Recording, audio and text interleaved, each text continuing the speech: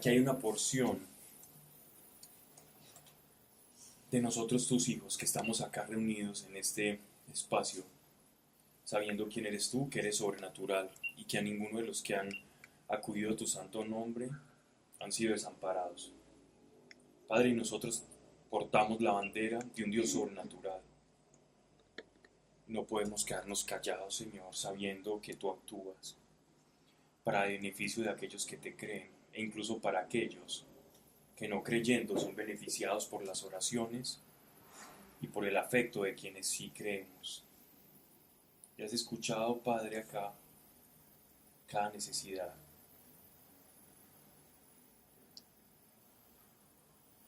Estas 5 personas que ponemos en oración, en el nombre de Jesucristo de Nazaret, desatamos, Señor, que aquellos que sufren de dolor,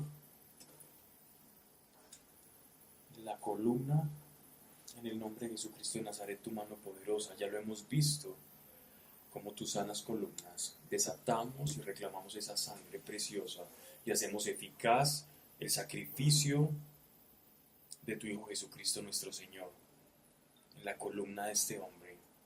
En el nombre de Jesucristo de Nazaret, columna, te restableces ahora, porque ha sido pagada esa sanidad con un precio infinito, y se hace esa transacción en el nombre de Jesucristo, porque aquí como iglesia lo desatamos y lo creemos. Y Padre, también a quien está en coma, Señor, a Gisela, yo te pido, Padre, en el nombre de Jesucristo de Nazaret, que le despiertes y le hables, Señor, y dale sosiego a su familia. Y a este joven David, en el nombre de Jesucristo de Nazaret, Señor, tú que eres el autor y consumador de la paz, y que como ríos de agua viva, Señor, viviendo y habitando en nosotros, fluyan a través, Señor, de la oración en el nombre de Jesucristo a David. Y paz reciba a este hombre, y un emisario de tu reino llegue y toque su corazón para que él pueda abrirse a la experiencia de una vida verdadera, Señor, y renovada también por el Padre Sebastián, Señor. Tu mano poderosa, cumpliendo promesas y desatando lo que ha sido desatado ya para él en el cielo, sea también en la tierra conforme a tu promesa y a tu verdad, eficaz en el nombre de Jesucristo de Nazaret. Amén. Que no se diga aquí cosa alguna, Padre, que no esté de acuerdo a tu palabra, no nos interesa, Señor, y que estas escrituras sean para conocerte y saber qué esperar, Señor, si es al final de los tiempos, si es en estos tiempos, si son cosas que ya acontecieron. Ayúdanos a poner nuestro espíritu en el contexto indicado y no adoctrinándonos, Señor, sino creciendo y experimentando que tu palabra es verdad. Y así es, Señor, y yo te doy gracias por cada uno de los que aquí están, Señor, en el nombre de Jesucristo. Amén. Amén. Bien, vamos entonces a la visión que tuvo Ezequiel sobre el nuevo templo. Para esta serie que van a hacer desde el capítulo 40 al 45-48, es importante que hagamos un pequeño prólogo como a manera de introducción a lo que es el templo, porque vamos a comenzar a leer la visión en la que un ángel se le presenta al profeta y le va revelando una cantidad de mediciones del templo. Prácticamente son unos planos arquitectónicos que un ángel le está dando a Ezequiel. Qué pena, es que como no he venido, pero ese nuevo templo es en un futuro o en esa época iban a hacer otro nuevo templo. Ya vamos a ver eso, pero es en un futuro. Es decir, de una vez te acorto, no, ese templo no existe. No ha existido. No lo han hecho todavía. Uh-huh. Bien. Entonces, vamos a retroceder en el tiempo y nos vamos a ir a la época de Moisés, ¿verdad? ¿Quién fue Moisés? Moisés fue, como su nombre lo indica en hebreo, un hombre rescatado del agua. Eso significa el nombre Moisés, sacado de las aguas, Moshe. Igual que el pueblo de Israel, que iba a hacer su misión, que iban a encargar esa misión, iba a ser sacado de la esclavitud del pecado y del agua. Y eso tiene mucha relación con el bautizo.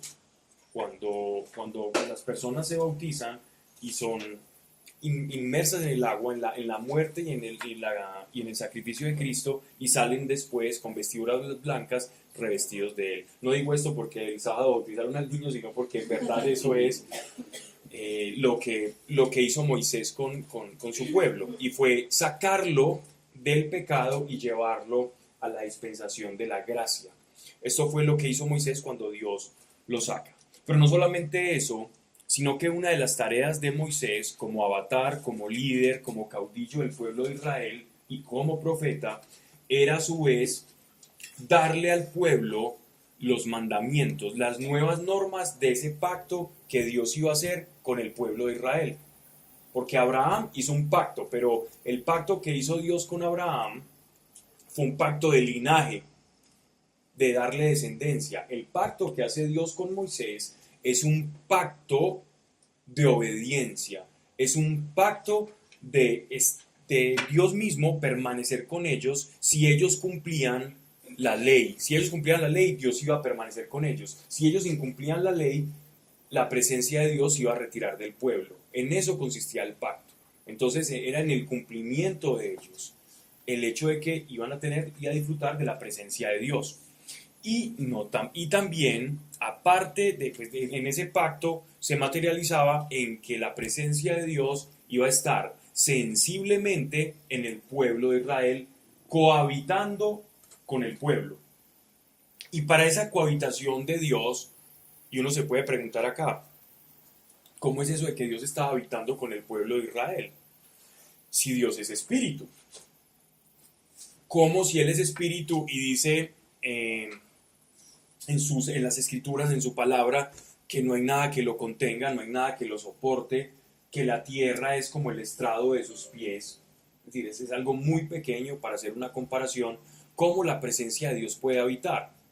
Y es allí donde Dios va a hacer morada en el pueblo de Israel y les va a dar unas indicaciones a través de Moisés, en una visión similar a la que tuvo Ezequiel, de cómo construirle un tabernáculo. Un tabernáculo es como decir una tienda, una casa. Eso es lo que significa tabernáculo, una tienda, una morada, una tienda de campaña, que era movible. Y esa presencia de Dios se manifestaba en un lugar que era el lugar santísimo. El Santo Santorum, el lugar santísimo donde la presencia de Dios se materializaba. Y se podía ver como una columna, como un muro de fuego, literalmente, que incluso ese muro de fuego los guiaba a ellos en su peregrinaje en medio de la península sinaítica. Era una manera en la que Dios hacía su presencia visible y tangible. A esa presencia visible y tangible de Dios se le conoce como la Shekinah de Dios, la presencia sensible, que nuestros 5 sentidos la pueden experimentar. Y para que esa presencia sensible de Dios se manifestara en el tabernáculo o en el templo de Dios, tenían que ocurrir o tenían que darse una sucesión de rituales de limpieza. Y esos rituales de limpieza se hacían a través del sacrificio de los animales que eran sin mancha. Y de esa forma se santificaba el lugar. La manera en que ellos santificaban el lugar era a través de los sacrificios. Este templo, este tabernáculo, ya en épocas, cuando ya deja de ser una tienda de campaña y el rey David instaura la capital teocrática en Jerusalén, o sea, la capital de Israel, la capital donde Dios se manifestaba y donde iba a estar el templo. Una vez David empieza la construcción del templo, Dios le dice al rey David que no era él el que le iba a construir templo, sino uno de su descendencia.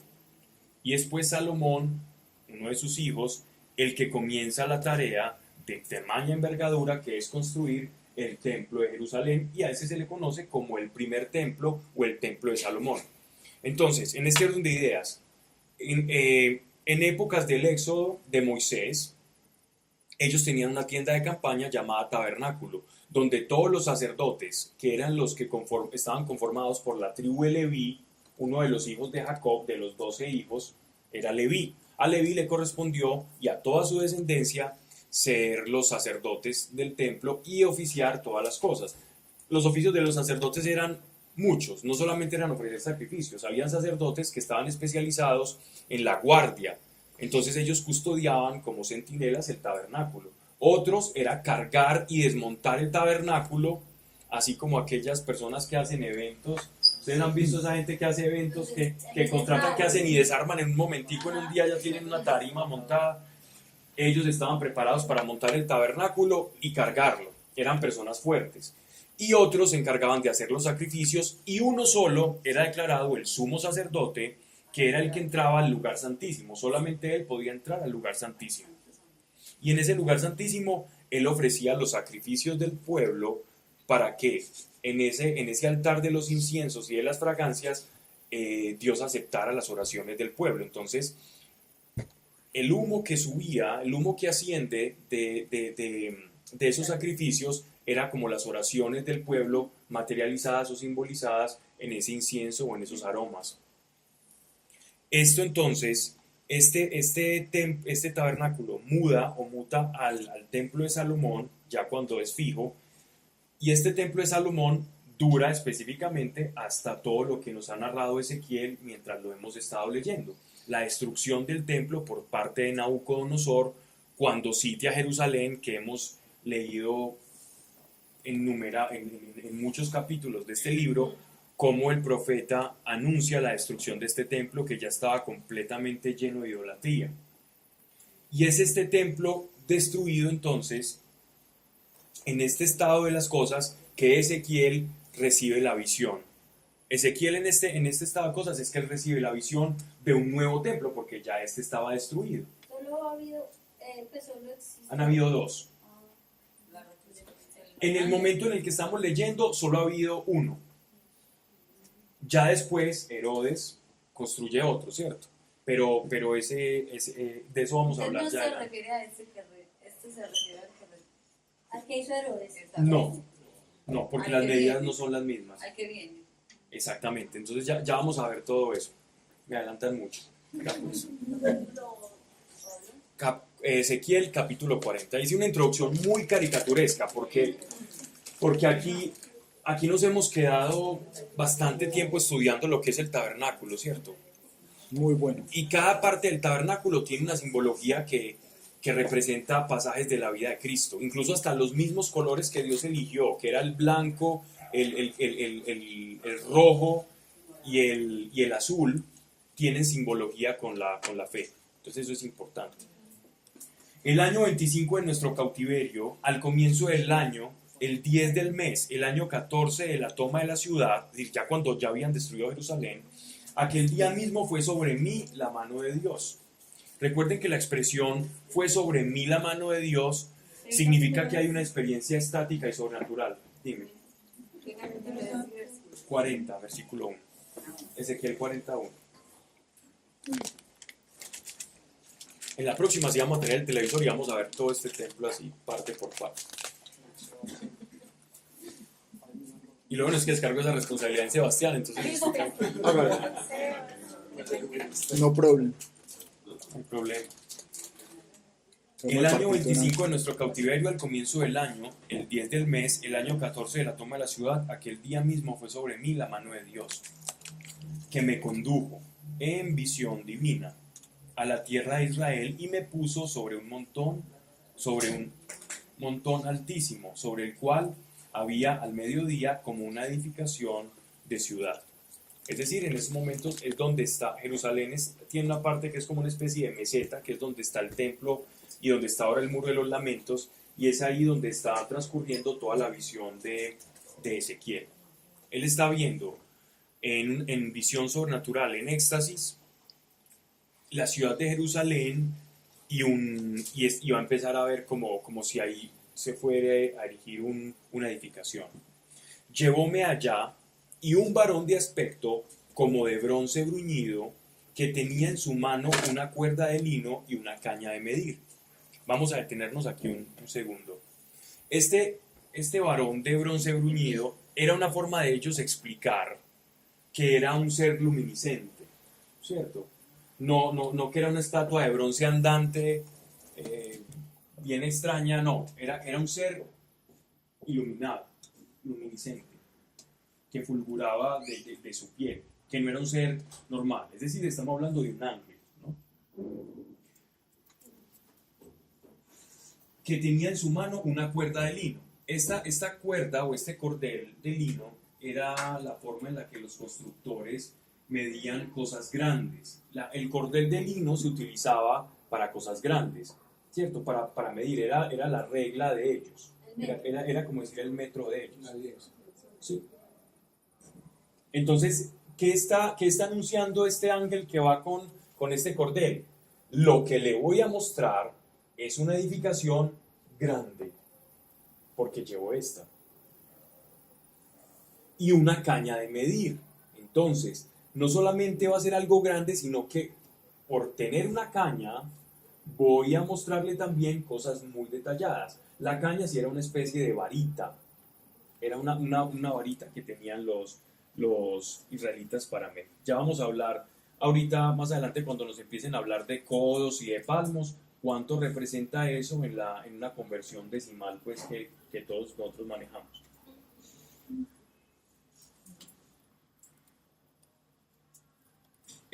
Dice, y caña de medir, estaba en pie a la puerta. Díjome aquel varón, hijo de hombre, mira con tus ojos y atiende con tus oídos y pon atención a lo que yo te vaya mostrando. Pues para que te haga ver, has sido traído, y para que se lo cuentes a toda la casa de Israel.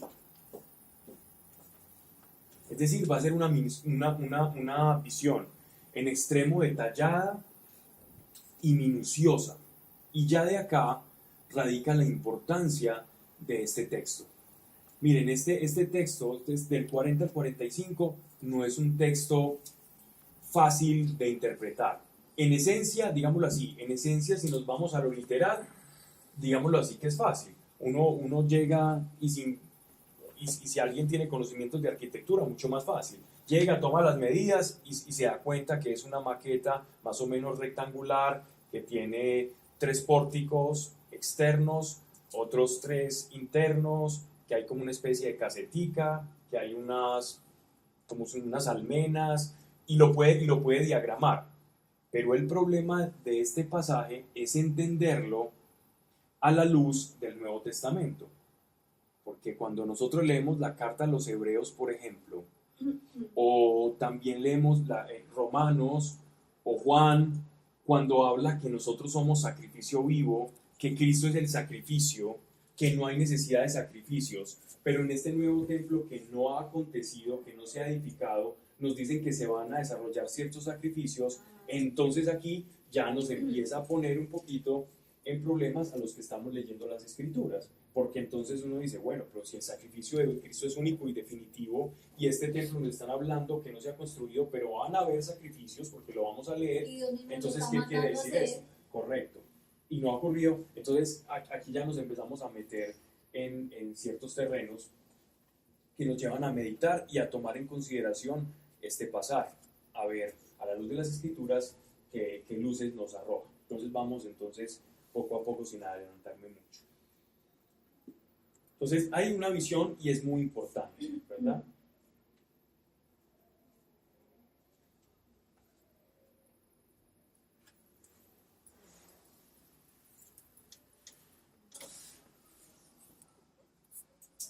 Al lugar donde lo llevó, donde el ángel lo llevó, es exactamente a todo el oriente de Jerusalén. Él está parado como en la muralla oriental de un templo que él va a comenzar a ver.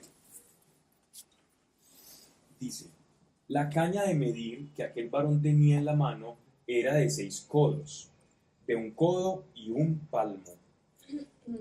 Entonces, la medida literal para ellos de codo era la distancia promedio de un brazo, ¿cierto? Entonces estamos hablando aquí que serían unos 50 centímetros, 51 centímetros, 51.3 centímetros, ¿cierto? Y un palmo son más o menos unos 6.7, 7 centímetros. Un palmo viene siendo lo que es una mano, ¿cierto? Un palmo y un codo. Eran las formas de medir de ellos. Entonces ya sabemos que cuando nos dicen que medía, por ejemplo, para cuando estemos leyendo, tantos codos, simplemente tomamos la referencia de 50 centímetros y sería como la mitad de un metro. Entonces, si son 6 codos de alto, serían 3 metros de alto. Y esa más o menos es la medida para estandarizarnos nosotros. Varía por algunos centímetros, pero con eso ya quedamos tranquilos. Midió con ella el espesor del muro y era de una caña, y su altura era de una caña. Estamos hablando que aquí la caña vienen siendo más o menos, midió con ella el espesor del muro y era de una caña y la altura era de una caña, era de 3x3, era como una especie de muro rectangular, de muro cuadrangular, perdón. Vino luego a la puerta que mira hacia el oriente, subió sus 7 gradas y midió su umbral, de una caña de ancho. Las cámaras tenían cada una caña de largo y una caña de ancho, y había entre cámara y cámara 5 codos. Nos están hablando acá de la puerta exterior.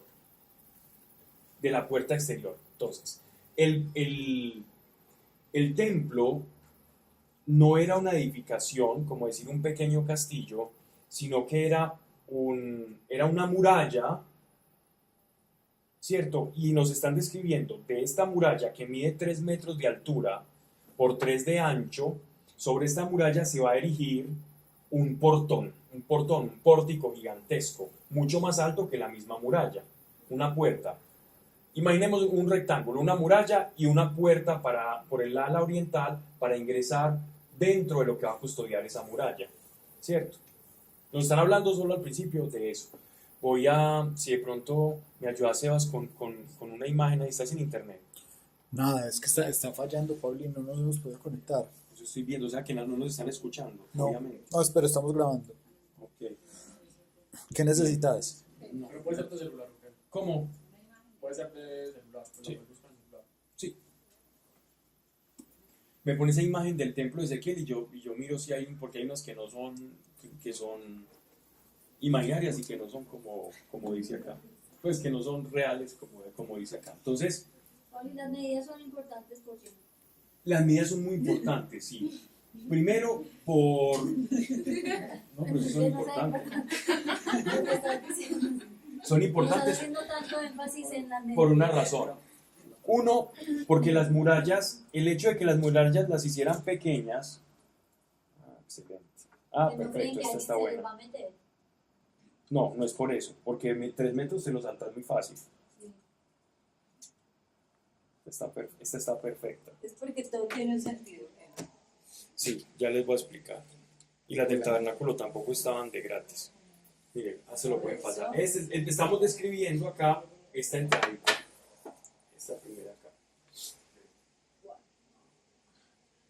Apenas vamos No, y eso se va a extender durante 5 capítulos. Por eso quería. el tabernáculo es grande.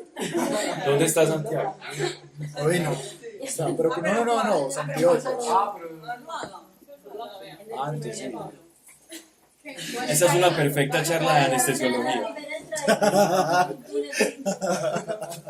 Ahí abajo. Me trajeron una almohada. Santi que trajo almohada. Está súper cómodo ahí. Está concentrado. Ok. Y es como... Entonces estamos describiendo una de esas entraditas que se ven en la muralla exterior. Eso es lo que estamos describiendo. ¿Por qué es importante? Las medidas. Esos 3 metros de la muralla de altura, ¿qué nos dan a entender? Que todos los que venían de afuera iban a poder observar lo magnífico que era todo el templo y el Santo Santorum. Esos 3 metros. Otra cosa, todas las medidas del templo de Salomón, sobre todo cuando vemos el de Reyes y el tabernáculo, Este no, o sea, no es igual tiene a las medidas, todo. no, solamente en la, no, Pues sí, ya verán. solamente en la parte exterior y en lo que es el atrio y el muro de los gentiles y eso es diferente al templo de Salomón. ¿En qué las proporciones son iguales? En la del lugar santísimo y el lugar santo. En eso sí son proporcionales a las del templo de Salomón. Cuando uno estudia pues esas medidas se da cuenta de ese hecho, que no es gratuito. Otra cosa interesante, que nos damos cuenta que los los israelitas, sin tener unos conocimientos, digámoslo así, como la geometría euclidiana o la geometría tradicional, ellos ya conocían, por ejemplo, o ya manejaban dentro de sus proporciones el número pi. Ellos ya manejaban todo en proporción al número pi, al 3,14. Es decir, ellos ya conocían los secretos de las construcciones piramidales, el número pi, sin necesidad de ser unos eruditos. Entonces, esas proporciones se las reveló Dios a Moisés en la construcción del tabernáculo. Ya hablaremos más adelante de eso si nos da pie el texto.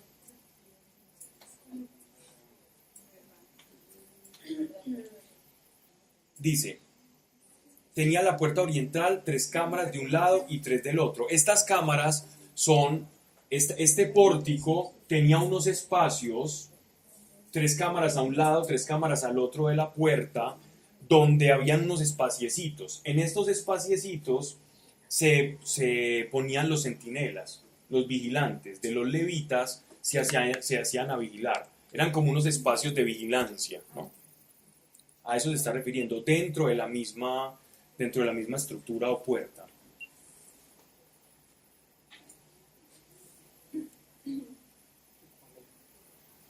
Todas las mismas medidas y de una misma medida también a una y otra parte las pilastras. Eso que traducen como pilastras se están refiriendo como ya en la parte del techo de esta puerta, que habían unos lugares donde ellos se podían esconder para, en caso tal, de que estuvieran siendo sitiados para proteger el templo. Que vayan a hacer. Porque es como en el futuro, ¿no? Sí, versículo 11. Midió la anchura del vano de la puerta de 10 codos. Y la longitud del cuánto habíamos quedado que era un codo. 5 metros de ancho. 55 centímetros. 5 metros. Dice la medida. Aquí dice las medidas. 51.3. Claro, si son 10 codos, 10 codos. son 5 metros. A Manuel. Porque son 50 es la mitad de un metro. Y si son 10 son 5 metros de la puerta. evitó la conversión. Esa no la puso fácil. Es que acá lo dice. En todo el tiempo ha dicho todas las medidas exactas. Midió la anchura del vano de la puerta de 10 codos, o sea, 5 metros. Era una puerta grande, era un pórtico. Y la longitud del portal de 13 codos.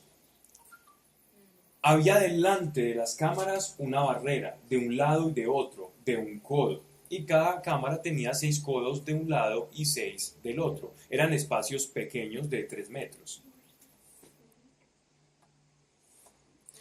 Midió la puerta desde el techo de una cámara hasta el techo de la de enfrente, 25 codos de anchura, puerta contra puerta. O sea, estamos hablando de que era un pórtico grande, que tenía una primera puerta, habían tres lados, 3 como recámaras donde habían los guardias de un lado, de este otro lado, y había otra puerta que te llevaba a una especie de atrio gigantesco. Este templo va a medir más o menos unas 2,5 cuadras. Bueno, tú sí explicaste. Contando todo el área. Las medidas. ¿Sí explicas eso? Y Sí. expliqué un ítem. Para ver la grandeza del templo. Por ejemplo, la medida de las murallas era para ver la grandeza del templo y que los espectadores que llegaban a la Pascua Que vayan a llegar. pudiesen ver, y porque muchos no podían entrar. Por ejemplo, los gentiles no podían entrar, pero sí podían ver la grandeza del Dios de Israel. O sea, en un futuro van a Pero poder esto es a ver. futuro. Es que esto no es a futuro. Pero estas medidas también, el templo de Salomón también era muy parecido en las medidas, no igual. También tenía una muralla pequeña. Acortando. Y el templo de Herodes también conservó ciertas cosas parecidas, pero no era esto.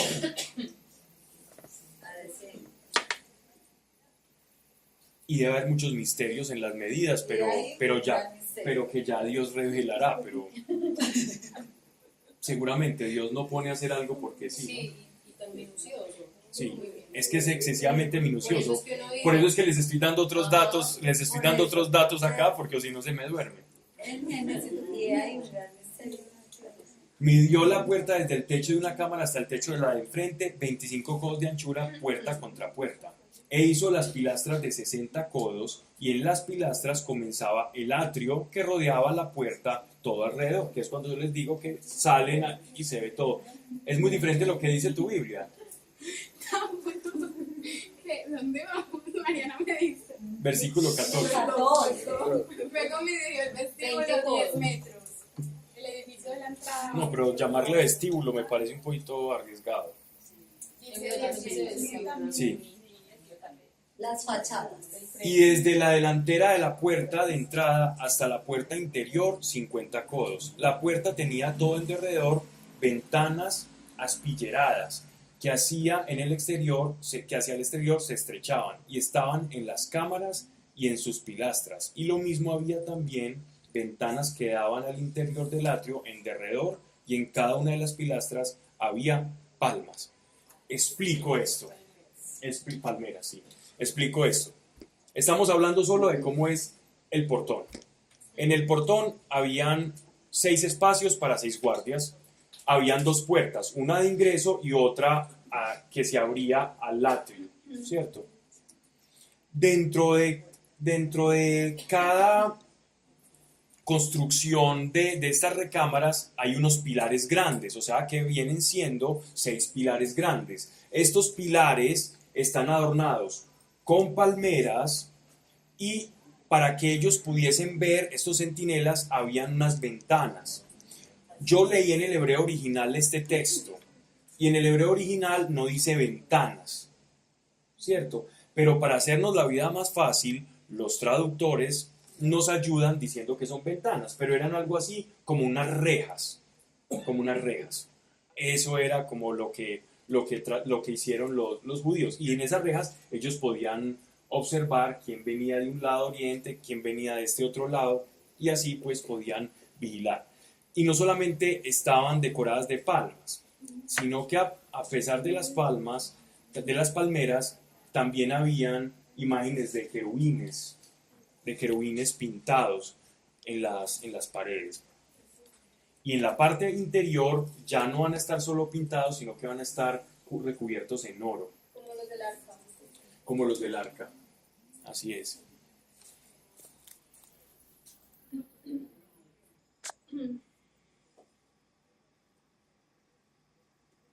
Hay una cosa muy importante. Para entrar en esta puerta, en esta primera puerta, la puerta tenía 7 escalas. Ahí vamos a empezar a hablar de la importancia de las medidas. Eran 7 escalas que tenías que ascender, porque la presencia de Dios siempre está arriba y el 7 simboliza la perfección. Así que tenías que pasar por 7 escalinatas para entrar al templo de Dios, en la primera puerta.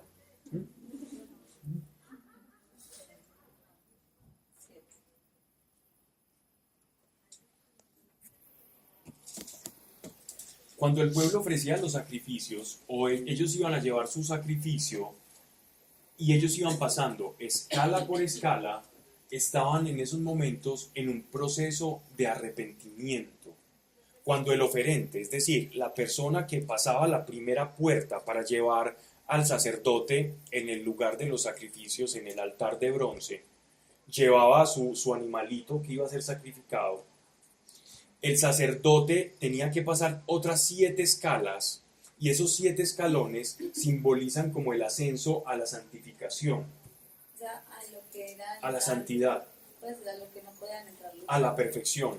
Entonces esos 7 y esas medidas significan mucho.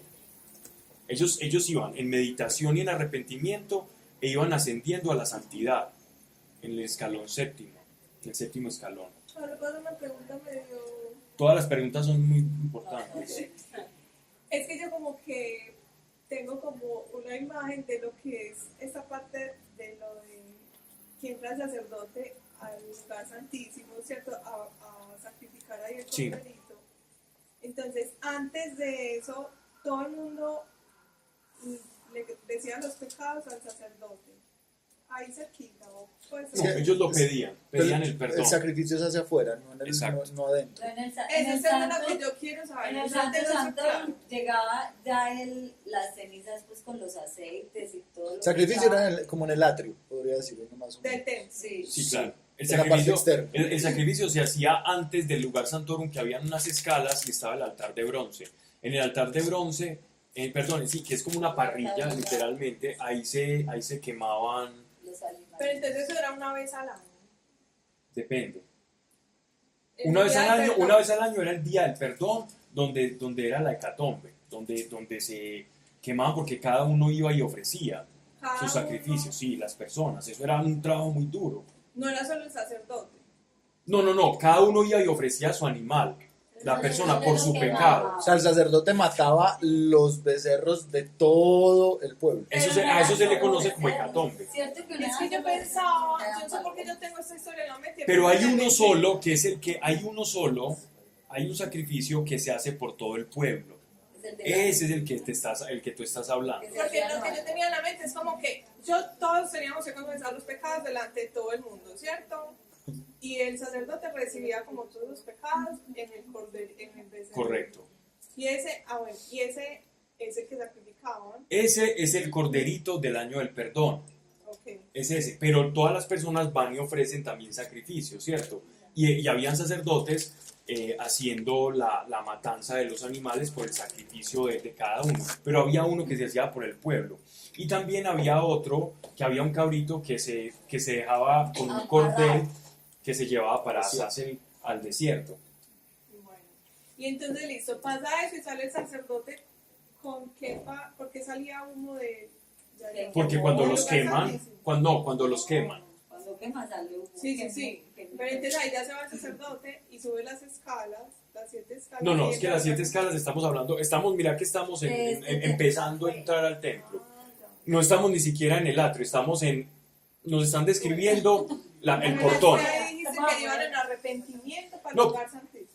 No, estoy explicando, me estoy refiriendo a la importancia de las 7 escalas del principio, pero es que hay otras 7 escalas más elevadas en el lugar santo. Van como en la reja, más o menos, desde la entrada. Estamos aquí en la puerta, estamos en la portería y no hemos llegado acá Está todavía. bien, gracias. Solo que estaba usando el ejemplo para hablar sobre la importancia de los números y de las medidas, que el 7 significa elevación y santidad.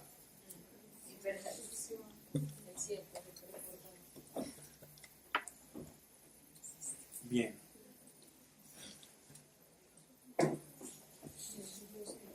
Llevóme luego al atrio exterior, en el cual había cámaras y estaba asolado todo en derredor. 30 cámaras había en derredor del atrio. El atrio es toda la parte externa no edificada. Y había unas recámaras, es decir, había unas construcciones o unos edificios con habitaciones. Ahí dormían y vivían los levitas. El solado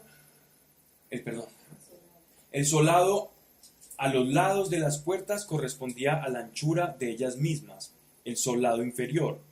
Midió la anchura entre la puerta de la fachada inferior hasta el frontispicio del atrio interior por fuera, 100 codos hacia oriente y norte. Nos están hablando del lugar en que va a haber un portón y otro lugar en el que va a haber otro portón.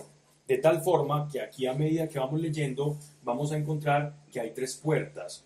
Una al oriente, otra mirando al este y la otra en la parte norte del templo. Entonces son 3 puertas por las que pueden ingresar las personas, pero la puerta principal era considerada la puerta oriental, que es en la que el ángel se posó.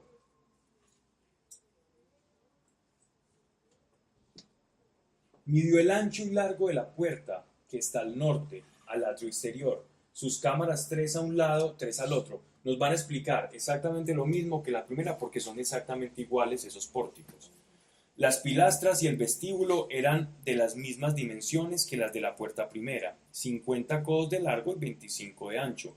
Sus ventanas, su vestíbulo, sus palmas tenían las mismas dimensiones que las de la puerta del oriente. Se subía a ella por 7 gradas, y delante de ella estaba el atrio. Frente por frente de este pórtico septentrional había en el atrio interior una puerta como la oriental. Midió la distancia entre puerta y puerta 100 codos. O sea, 50 metros de pasillo.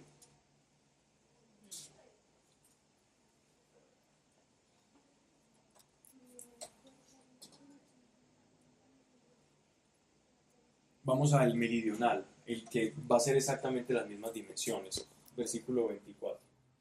Llevóme después al lado del mediodía, donde estaba la puerta que da al mediodía, y medidas las pilastras y el vestíbulo tuvieron las mismas dimensiones que las otras. Había en torno de ella y del vestíbulo ventanas iguales a las otras, 50 codos de largo y 25 codos de ancho. Las gradas de subida a la puerta eran 7, y delante de ellas estaban el vestíbulo. Había a cada lado palmas en las pilastras, palmeras. Palmas te puede confundir ahí, mejor traducir como palmeras. Había también puerta hacia el mediodía en el atrio interior, y entre puerta y puerta midió 100 codos, exactamente igual. Están haciendo el trazado de... Él está haciendo parte desde el oriente y va haciendo un rectángulo donde hay otras 2 puertas más. ¿Listo? Llevóme por la puerta del mediodía al atrio interior, y midió la puerta del mediodía y tenía las mismas dimensiones. Sus cámaras, sus pilastras y el vestíbulo de las mismas dimensiones. La puerta y su vestíbulo tenían las ventanas en derredor y 50 codos de largo y 25 de ancho. El vestíbulo daba al atrio exterior, en sus pilastras había palmas y las grandes de subida eran 8. Llevóme luego al atrio interior por el camino del oriente y midió la puerta de las acostumbradas dimensiones. Las cámaras, las pilastras y el vestíbulo de las mismas dimensiones, con ventanas en ellas, y en el vestíbulo 50 codos de largo y 25 de ancho. Su vestíbulo daba al atrio exterior. En las pilastras a uno y otro lado había palmas, y las gradas de subida eran 8. Miren que aquí cambia. ¿Y por qué?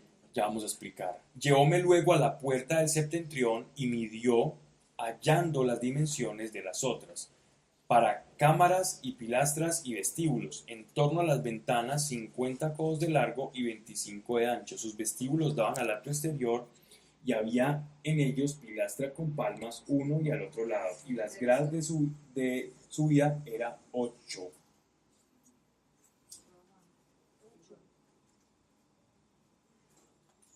Había una que tenía 8 escalones.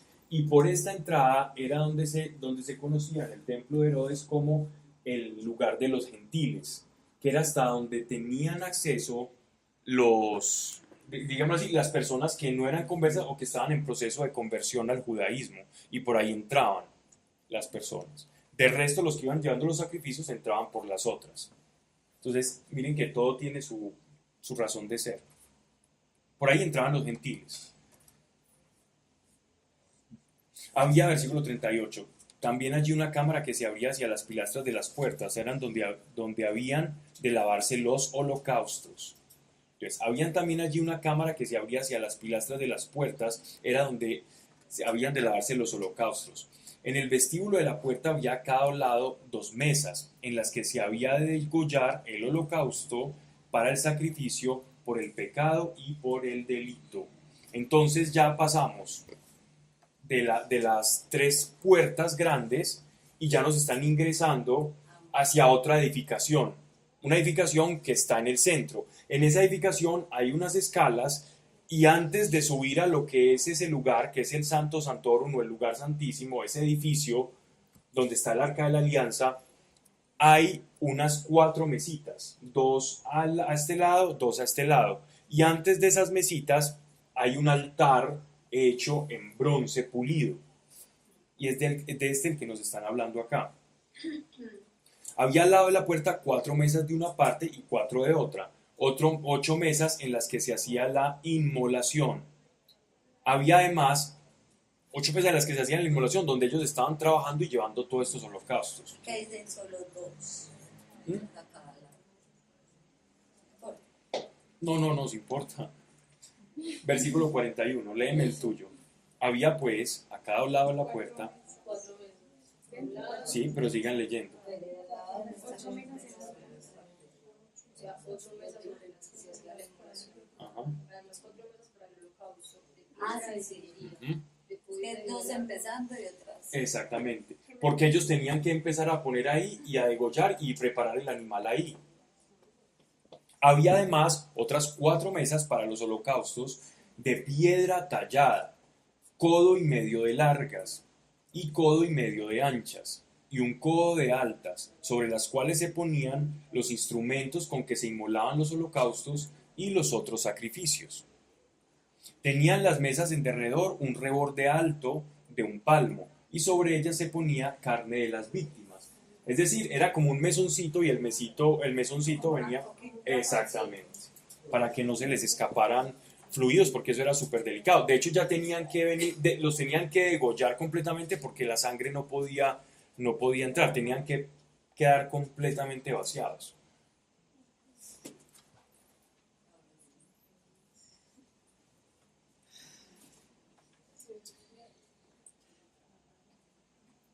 Y para que no se les cayera ninguna carne y eso, porque si se les caía a ellos una carne, tenían la mesa que ser ahí, exactamente, impurificaba y hacía ineficaz el sacrificio, y no podía caer nada. Esos sacerdotes estaban tan excesivamente, eran tan en exceso pulcros. Ellos sabían que su trabajo era tan delicado porque solo se dedicaban a eso, que eran un grado de experticia impresionante. De hecho, todavía actualmente los judíos, hay judíos que se especializan en el kosher, que es la forma en la que ellos cortan, tajan, degollan a los animales para poder comérselos de una manera acorde a las escrituras, al levirato, y esa gente es experta y es súper delicada. Y mientras más teso, más cobra. Sí, y son matarifes de primera categoría. En España, ¿cómo es que le llaman a estos que cortan los jamones que son costosísimos? Sí, pero ellos le llaman que los cortadores, son los cortadores. Personas que cobran una infinidad de plata solo por llegan, hacen 3 cuchillazos y facturan un montón. Pero no lo hacen sino ellos. Y el mismo que hace kosher podrían hacer los sacrificios. No, porque no es sacerdote. Hay gente que está probando linajes que pertenece a la tribu de Leví. Hay un montón de gente aportando documentos y A cosas. ver si pueden ser Sí. esos. Sí, pero si Sí. se demuestra, no cualquiera puede. Sí se demuestran, sí. Pero por ahí hay todo un cuento muy bueno de eso. Ya hablaremos de eso también. Entonces dice, vamos en el versículo 44, ¿verdad? Sí, y fuera de la... Fuera de la puerta interior, en el atrio interior, había 2 cámaras, una al lado de la puerta del norte y que se abría hacia el mediodía, otra al lado de la puerta del mediodía que se abría hacia el norte. Fuera de los 3 portones, que ya hemos hablado, gigantes, con las palmeras pintadas, entonces miren lo que hay. Hay otros portones un poco más pequeños, pero que son proporcionados a los de afuera. Sí, me queda muy difícil intentar como explicar, porque yo tengo la visión acá, pero exponerla en palabras me queda difícil, por eso era... Los arquitectos. Sí, no. De hecho, este templo de Ezequiel está completamente bien detallado. Si uno se pone a leer esto y empezar a rayar, algo le sale. Sí, Y no hay proyección. ahí quedan para el fin de semana. Ahí quedan con tarea para el puente. Compran cartón paja y a más de uno le va a quedar eso como un gallinero, pero bueno. Yo le iba a pasar para allá porque explicar. Uno al lado de la puerta del norte y que se abría hacia el mediodía, otro al lado de la puerta del mediodía que se abría hacia el norte, es decir, perpendicular a las otras estructuras hay otras caseticas pequeñas, ¿cierto? Otras portones.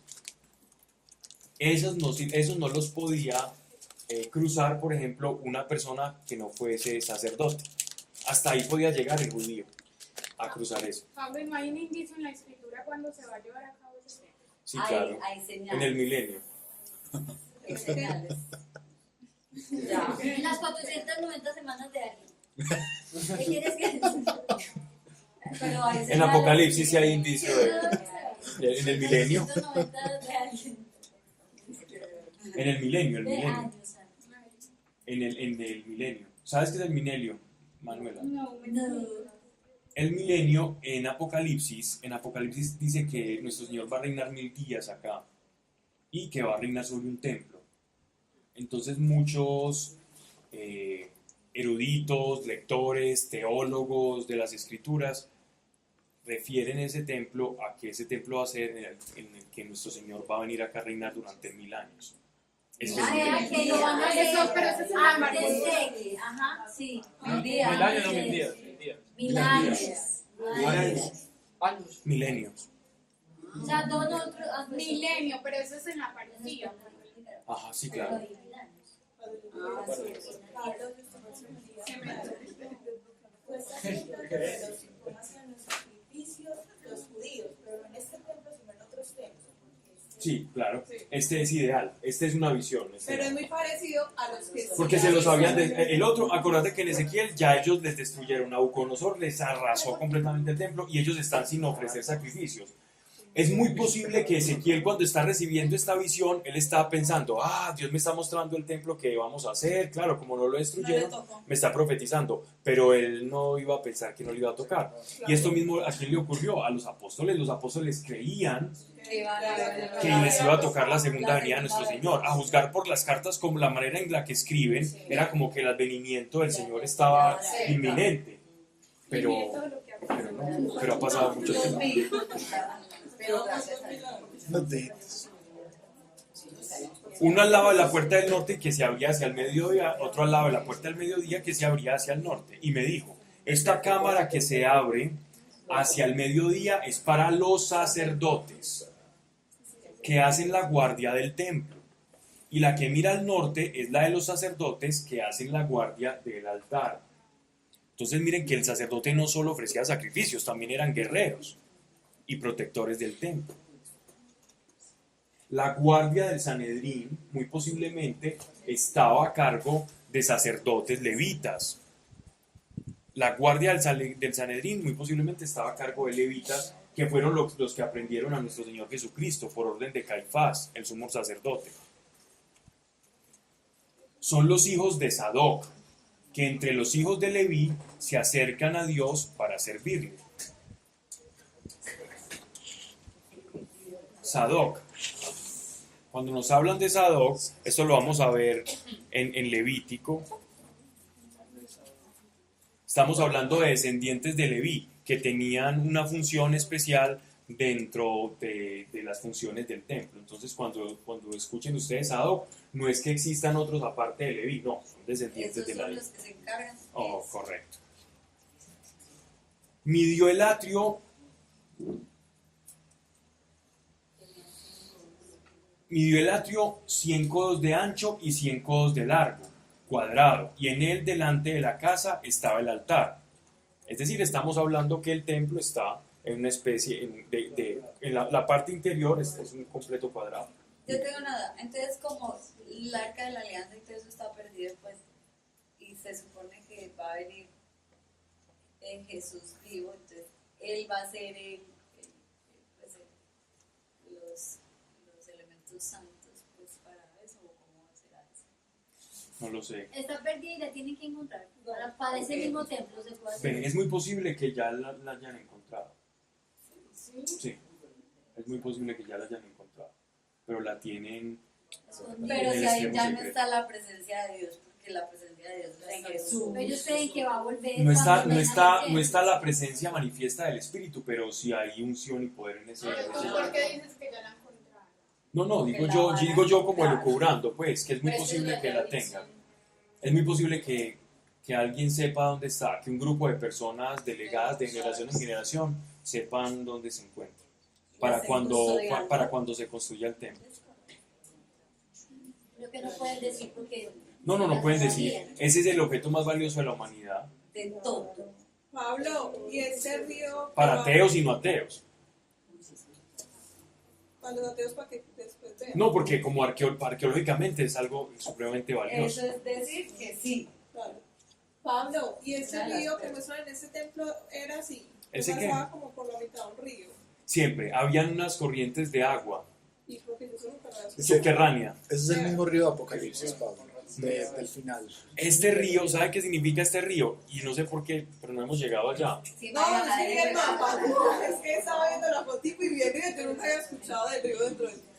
Ese río llaman, es el que río de nuestro agua Señor, viva. exacto, es lo que nuestro Señor dice, correrán ríos de agua viva. ¿Y por qué lo dice Él? Porque nosotros somos el templo. Y el creyente corren como ríos de agua viva porque en nosotros está la presencia de Dios. Es que yo vi eso.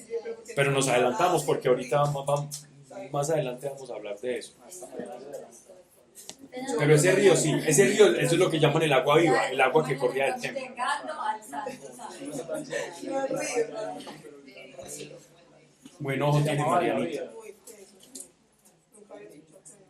Miren que nuestro Señor dijo que él edificaría, Él destruiría el templo y lo reconstruiría en 3 días. Y en su interior correrán como ríos de agua viva. Él veía su propio cuerpo como el templo. Pero dicen Pablo ahí que dice que se cambió la vida. esos 3 días eran El río de agua viva, sí. cuando resucitaba Jesús. Hablan de que destruía el templo y en 3 días lo construía. Correcto, La resurrección de él. correcto, porque el templo y el tabernáculo es una representación, es una tipología de la obra de Cristo, de la obra del Mesías, y está en estrecha relación. ¿Recuerdan que al principio les hablaba sobre el templo de Ezequiel? Que para los teólogos y los estudiosos de las Escrituras no hay unanimidad de criterio sobre el templo. Pues ya que tiramos pues la piedra, no escondamos la mano. Hay 3 posturas respecto a este templo, ¿cierto? Una de las posturas es de muchos teólogos, de muchos, no pocos, que esta es una forma espiritual del templo, como decir cuando el apóstol Pablo habla de la Nueva Jerusalén, que nos están hablando de un templo espiritual, de algo metafórico, de algo simbólico, para ser más exactos. Y que este templo representa la iglesia,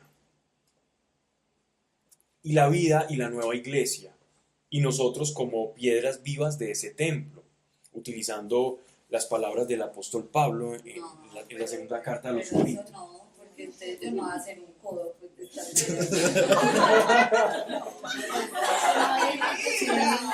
sí, pues no explicarían tanta De una manera un poco más ortodoxa, los contradictores de esa tesis dicen lo mismo que Camila.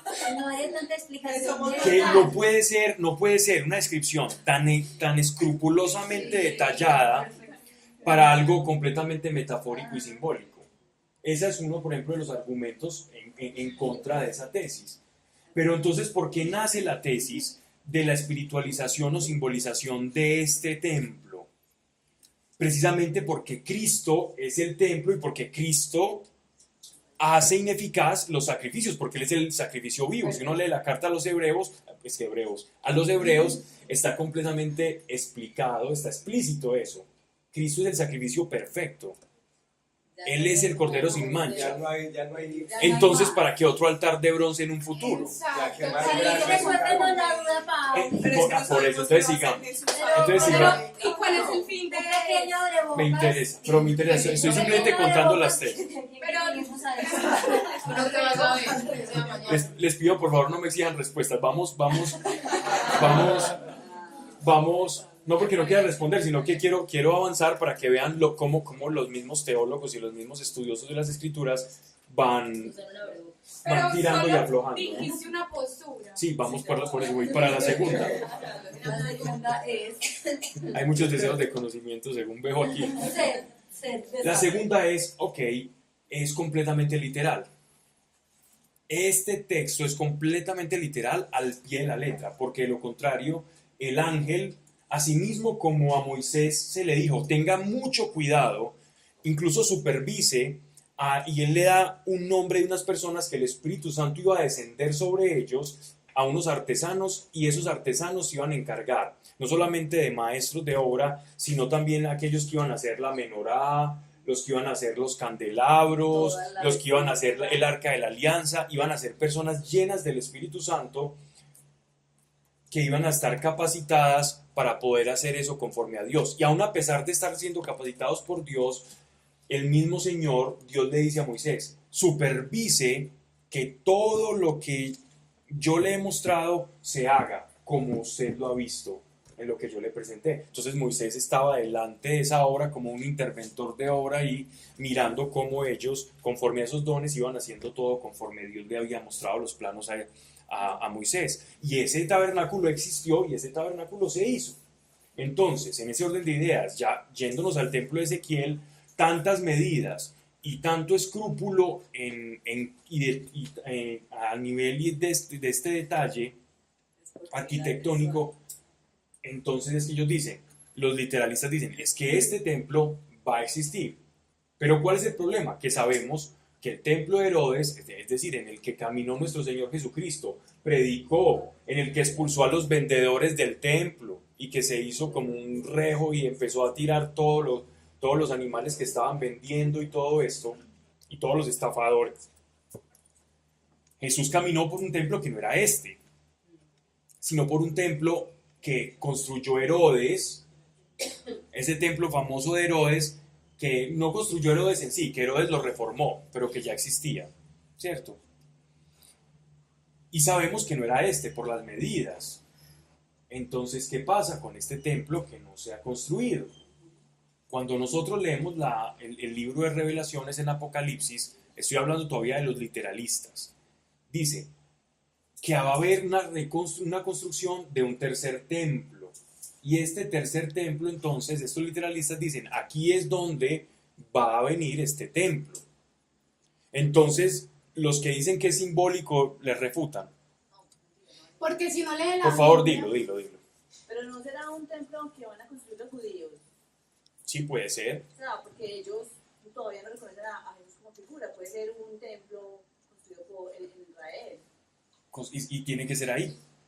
Exacto. Es Entonces, que los hay literalistas dicen una eso que tú estás prueba diciendo. de los Dicen, que- ellos igual lo van a construir, ¿cierto? Para que lo construyan, eso va a haber una guerra fija, porque tienen que tumbar la mezquita. Pero entonces, lo importante de esto es que ellos dicen, bueno, los simbolistas les dicen, bueno, venga, señores, pero entonces ustedes están haciendo ineficaz el sacrificio de Cristo. Si este templo se perfecciona, entonces, venga, ¿cómo es la cosa? Si esto lo mandó Dios a hacer, esto no están diciendo que este templo es malo, sino que Dios mismo lo está mandando a hacer. ¿Qué es lo que ocurre acá? Y entonces los literalistas dicen a esto, después de mucho pensar, mucho leer y mucho meditar, yo les estoy caricaturizando Sí. cosas que son textos y textos de discusiones teológicas. Les dicen los unos a los otros, miren señores, los sacrificios de los que se habla en el texto de Ezequiel son diferentes a los sacrificios expiatorios. Son sacrificios de oblación. ¿Qué quiere decir eso? Que van a santificar el lugar para lavarlo y preparar el advenimiento de nuestro Señor. Pero no son sacrificios por los pecados personales, sino para lavar los utensilios y los instrumentos. Pero entonces aquí viene un problema, porque el judío, eso lo entiende uno como iglesia, pero el judío no va a entender eso. El Ajá. judío va a decir, no, es que ya pa- tengo donde co- expiar mis pecados. Exactamente. ¿sabes? Entonces, para que este templo fuese literal, hay alguien que no me esté siguiendo en lo que estamos hablando, que de pronto dice, estoy confundido, no sé de qué están hablando del templo. Entonces todos nos estamos siguiendo. Bien.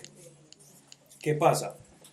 Entonces, en el templo, por allá se ríe.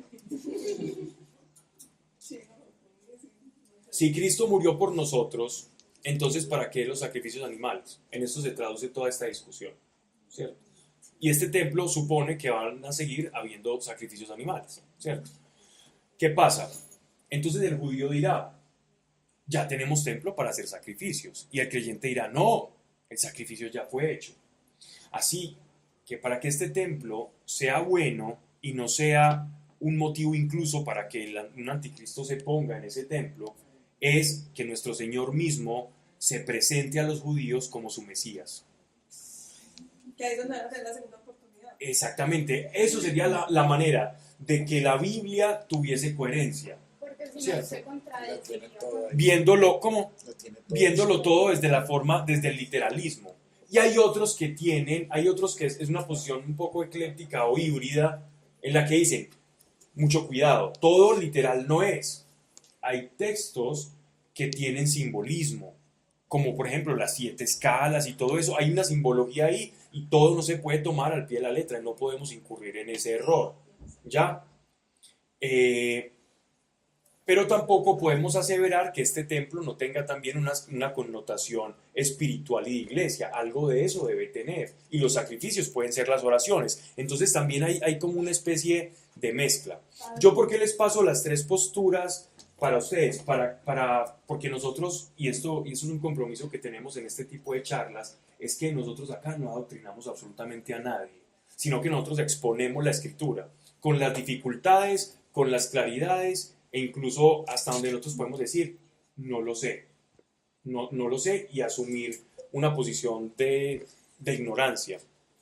Y que ustedes puedan tomar con el estudio, con la oración, como su partido. O que miren de pronto también qué dice el magisterio de la iglesia, qué dicen al respecto, pero el magisterio respecto a esto no dice nada. Dicen, hay posturas bíblicas abiertas, ¿cierto? Hay una escuela que dice esto, hay una escuela de interpretación que dice esto, porque nada nos va a afectar, entre comillas, la doctrina, ¿cierto? De nuestra fe, pero sí ha generado mucha controversia. Ya de lo que vamos leyendo, ustedes pueden ir situándose uno más, uno menos, en alguna postura, ¿ok? ¿Alguna duda, alguna inquietud? Sí, los judíos que ahora planean lo del templo se basan en estas medidas, Sí. en estas de Ezequiel. Sí. Se basan en estas medidas. Correcto. Bien. Vamos al 48. Llevóme al vestíbulo de la casa, midió cada uno de las pilastras 5 codos de una parte, 5 codos de la otra. La puerta tenía 14 codos de ancha y los lados de la puerta eran 3 codos de un lado y 3 de otro. Era una puerta muy gruesa. Tenía en el vestíbulo 20 codos de largo y 12 codos de ancho y se subía a él por 10 gradas. Había junto a las pilastras columnas, una a un lado y la otra al otro.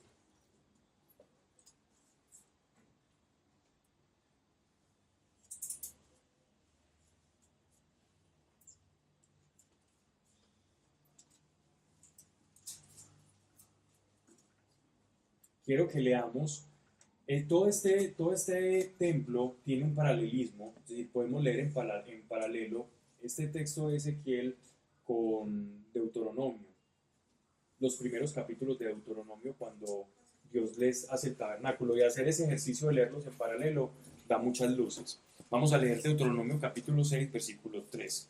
Dice: por lo tanto, israelitas, pónganlos en práctica, así les irá bien y llegarán a ser un pueblo numeroso en esta tierra donde la leche y la miel corren como el agua, tal como el Señor Dios a sus antepasados se lo prometió.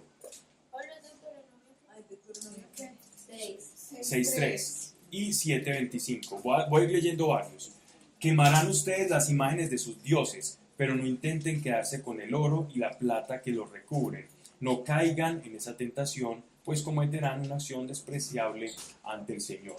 Estoy utilizando versículos en los que, con todas esas cosas que ellos se llevaron de Egipto, de dioses paganos, estatuicas y todo eso, gran parte de ese oro, con ese oro se forjó las imágenes y las cosas del templo, y también pues el becerro de la idolatría, ¿cierto? Entonces es una manera de lo que está diciendo acá, o lo que estoy tratando de decir yo con esto es que la construcción del templo, para la construcción del templo hay que sacrificar algo nuestro, o cuando nosotros nos vamos a acercar al templo, algo nuestro tiene que morir. Eso nuestro que se contradice con Dios tiene que morir. Igualmente cuando nosotros, y por eso yo siempre recomiendo en una casa tener un lugar para oración, así sea pequeño, no importa, pero siempre tener un lugar especial de oración, que uno sepa que lleva algún tiempo sin orar, Que uno diga, hace tiempo no paso por acá y hablo con el Señor.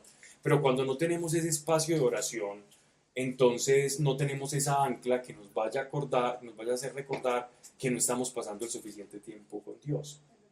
Y cuando tú vayas a ese lugar, a encerrarte con el Señor, que es el que Jesús nos dice, el lugar secreto, siempre procura morir a ti y a las cosas que te alejan de Dios y entrar delante de Él, que fue lo que hicieron los egipcios y que el Señor les está pidiendo. Quemarán ustedes las imágenes de sus dioses, pero no intenten quedarse con el oro y la plata que los recubren. No caigan en esa tentación, pues cometerán una acción despreciable ante el Señor. Todo nuestro oro y toda nuestra idolatría o todo lo que ponemos por encima del Señor, dejémoslo y vámonos de cabezas hacia Él. Incluso nuestros problemas a veces pueden ser un ídolo. El victimismo, alguien que se victimiza constantemente, es alguien que tiene como ídolo el ser verdugo, su propio problema, es su ídolo, porque lo pongo por encima de Dios. El victimismo es eso, es la idolatría al sufrimiento o al verdugo. Es como una especie de síndrome de Estocolmo espiritual. ¿Saben qué es el síndrome de Estocolmo, cierto? Sí, Cuando uno se enamora del secuestrador. Del captor, correcto. se enamora del captor. Es el que te secuestra. Capítulo 41.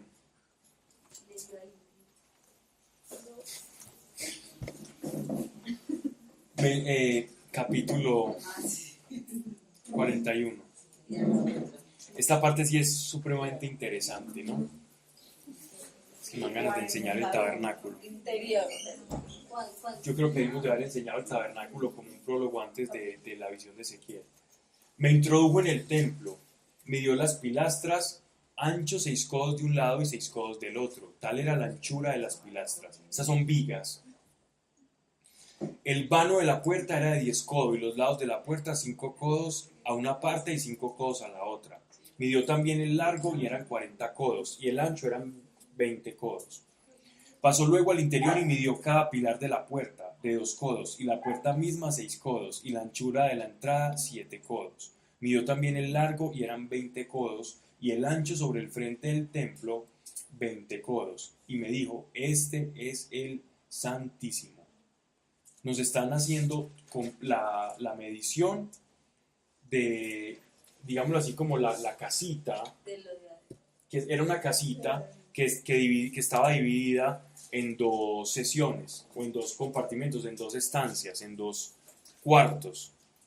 En un cuarto era el lugar santo, y en el otro cuarto, más íntimo, más inaccesible, era el lugar santísimo.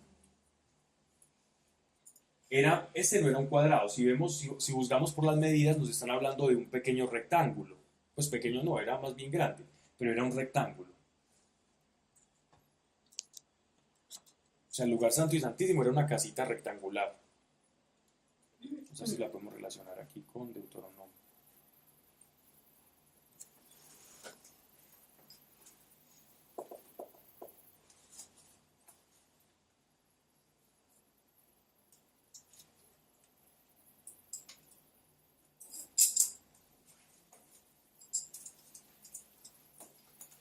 Midió luego el grueso del muro de la casa, 6 codos, y la anchura del edificio lateral, 4 codos, todo en torno a la casa. Las cámaras laterales estaban sobrepuestas unas a otras, 30 en cada uno de los pisos. Había retallos en el muro de la casa en derredor, para que en ellos se apoyasen las vigas de las cámaras sin entrar en el muro. Había mayor anchura en las cámaras hacia arriba del piso en piso, porque el corredor de la casa iba creciendo todo alrededor. Por esto la anchura de la casa era mayor hacia arriba. Es decir, cuando entrabas al lugar santo, era estrecho. En las primeras escalinatas al lugar santo, a la primera estancia de ese rectángulo, de esa casita rectangular, era estrecho. Eran unas columnas gruesas que iban estrechando. Y después el camino se iba abriendo. Y esto simbolizaba como la santidad de Dios y que Dios estaba completamente libre. Que el acceso a Dios era como decir, miren, Y eso lo dice la Biblia. exacto, Que es muy estrecho el camino. exactamente, a eso iba. Cuando el Señor dice, yo soy la puerta, ¿cierto? Y grande y ancha es la puerta que conlleva la perdición, pero estrecha es la que lleva a la salvación, hace referencia a Cristo como el lugar santísimo. Es muy estrecha, pero no estrecha por dificultad, que es lo que nos han mal enseñado, sino estrecha porque se remite a un solo hombre, a Cristo. Porque hay muchas ofertas en el mundo que te dicen, hey, por aquí te vas a salvar, vea, sea bueno y se salva. No, tranquilo, eso no existe, la perdición no existe, hombre, todos somos buenos, Dios es bueno, usted es un Dios amoroso, va a hacer que alguien se pierda. ¿Cómo vas con eso, Raúl? La gente siempre pelea. Eso es el ¿Qué mismo. dice? Que la gente pelea porque solo, pues solo Jesús. O sea, o porque solo uno, si Dios es bueno, porque va a decir que solo es por un camino. Es estrecha. La única puerta que conducía al lugar santísimo era esa estrechita que se iba hinchando.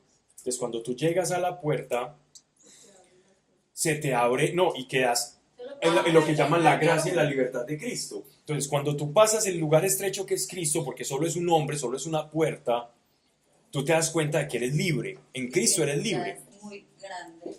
Exactamente, y ya se va engrosando y se va haciendo más amplio el espacio, dime. Ok. Del piso inferior se podía subir al de medio y de este al superior. Vi que la casa, todo en torno, estaba sobre una elevación. Obviamente, el lugar santo y santísimo, esa casetica, estaba elevada, porque era la presencia de Dios, tenía que estar elevada por sobre todo. Los cimientos de las cámaras laterales eran de una caña entera, 6 codos hacia el ángulo. La anchura del muro exterior del edificio lateral era de 5 codos, igual al espacio de las cámaras de adentro. De las cámaras a la casa había una anchura de 20 codos en derredor de la casa. Las puertas de las cámaras, una del lado norte y la otra del lado del mediodía, daban a un espacio vacío que rodeaba toda la casa, 5 codos de ancho. Una construcción separada que había frente del espacio vacío, al lado del occidente, tenía 70 codos de ancho. O sea, ¿cuánto? De 5 metros. Aprendimos la matemática, que era muy importante. Pero 70.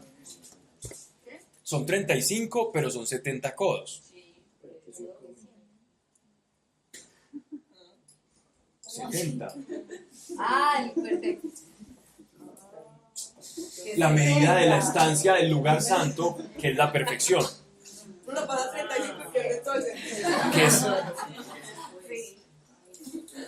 el muro del edificio tenía 5 codos. ¿Qué dijeron? Y Pablo, ¿por qué está preguntando eso? Sí, yo no había entendido. Hasta 70 veces 7. El muro del edificio tenía 5 codos de grueso, todo en derredor, y su largo era de 90 codos. Luego midió la casa. Largo 100 codos, el espacio vacío, las edificaciones y los muros 100 codos de largo, era muy grande. La anchura de la delantera de la casa con espacio vacío. Sí, claro. La mezquita mide más o menos. Ah, no, tienen que tumbarla, mucho menos. Tienen que tumbarla. Es que la mezquita, ¿ustedes saben dónde está ubicada la mezquita? La cúpula de oro. ¿Dónde estaba el Shekinah? Exacto. Justamente. O sea, Porque tienen... ascendió Mahoma. Hay algunos judíos que no quieren buscar problemas, que dicen que los planos del templo, según Ezequiel, están ubicados a otra parte, o sea, que pueden hacer, Hacerlo al lado. pero hay otros que les contradicen y dicen, no señores, no, eso no es por evitarnos problemas, esa mezquita tiene que desaparecer. Pauli, Y con el oro de esa mezquita seguro van a hacer más instrumentos. es más chiquito. Pero así lo pueden usar. En este momento es más chiquito. No, porque al quemarlo en el crisol lo purifica. Es más chiquito. Más pequeño que...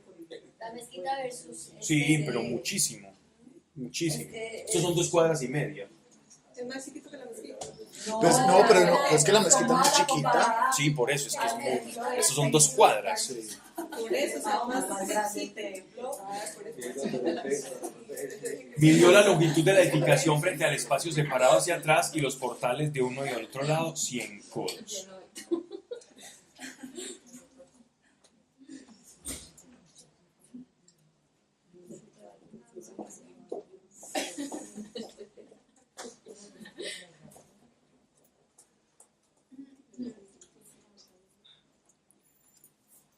El templo interior y los vestíbulos del atrio, el umbral, las ventanas, los portales, todo en torno, los 3 pisos estaban cubiertos de madera, desde el suelo hasta las ventanas, las cuales estaban cubiertas, hasta encima de las puertas, ventanas igual rejitas. En el interior de la casa y en el exterior, hasta las paredes de lo interior y lo exterior estaban cubiertas de relieves, representando querubines y palmeras. Había una palmera entre querubín y querubín. La palabra querubín viene del idioma acadio, que a su vez viene del sumerio, que significa como, que se lee como querub, que eran como seres alados, guardianes de los templos. Versículo 19. Y cada querubín tenía 2 aspectos, aspecto de hombre hacia una palma y aspecto de león hacia la otra.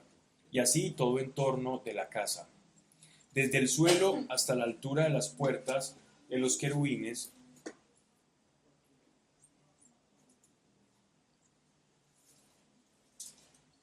y palmas esculpidos por todos los muros de la casa. Los pilares del templo eran cuadrangulares y enfrente del Santísimo había una cosa que parecía un altar de madera, 3 codos de alto, 2 de largo y 2 de ancho, y tenía sus cuernos, sus pies y costados de madera.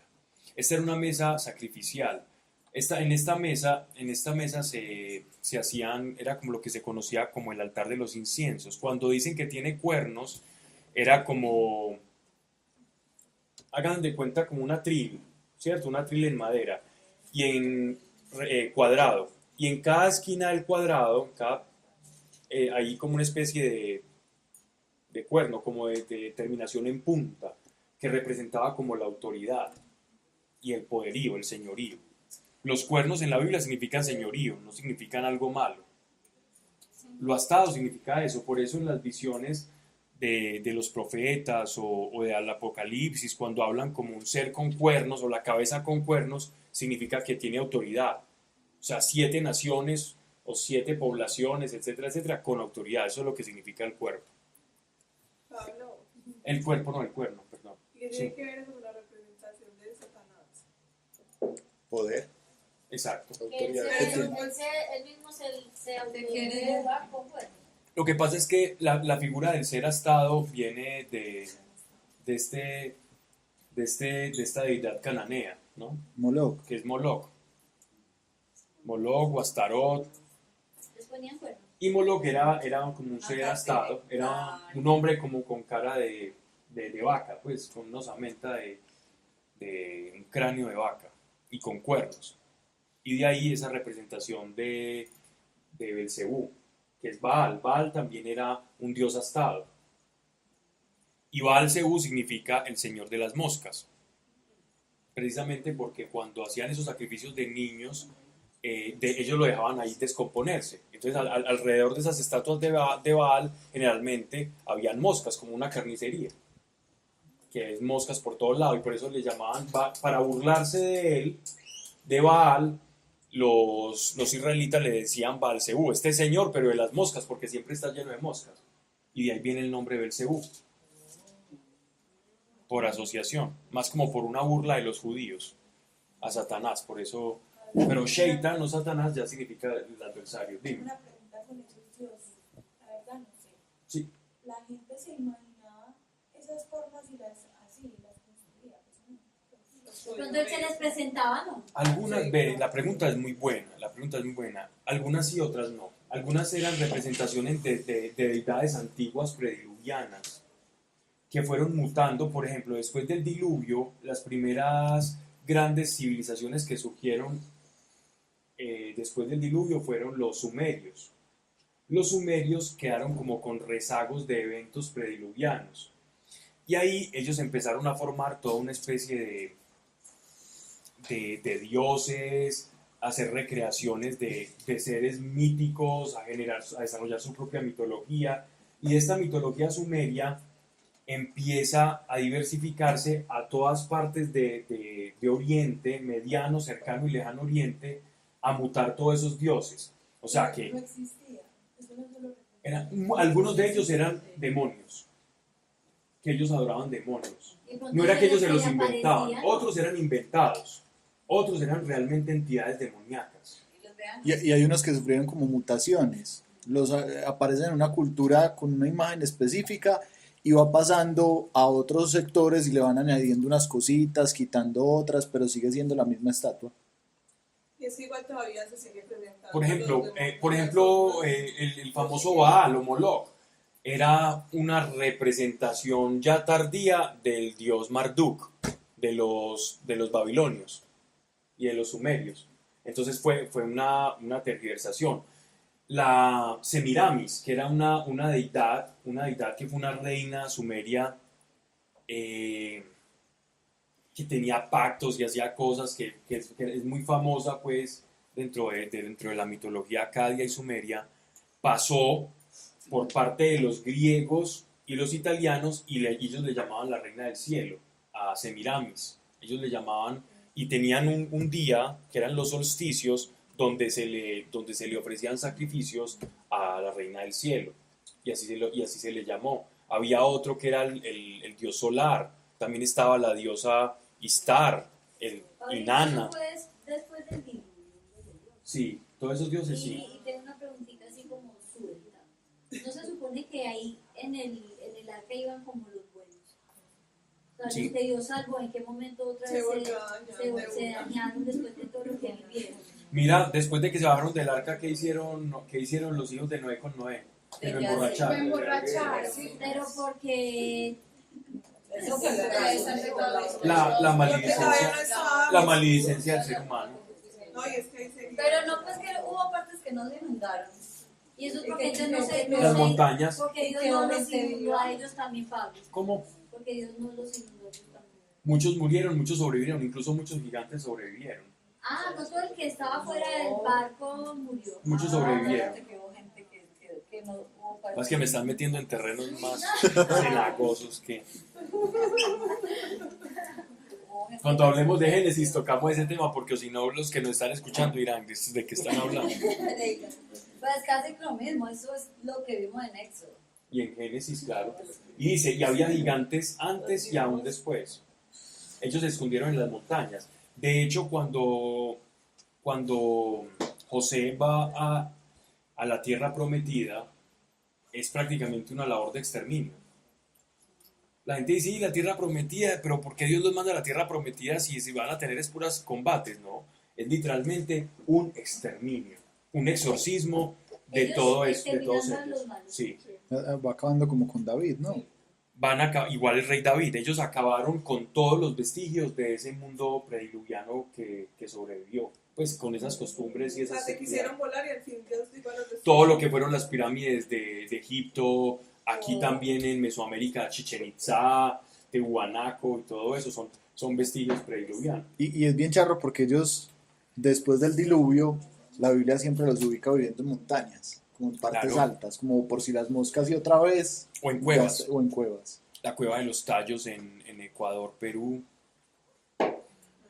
Entonces hay muchos lugares donde ellos, digámoslo así, se refugiaron. Y ya después el pueblo de Israel lo que termina es siendo como un bisturí de Dios. Creen que, ay, qué pesar en Dios, ¿por qué tan sanguinario? Dios lo que estaba haciendo era cercenar algo que estaba contaminando al género humano, a la creación de Dios, por esa influencia demoníaca. Pero me estoy metiendo en temas que me estoy saliendo mucho del contexto y no quiero tocar por ahí todavía eso. Porque nosotros enseñamos acá lo que está acá escrito, ¿cierto? Ya lo otro es otro tema.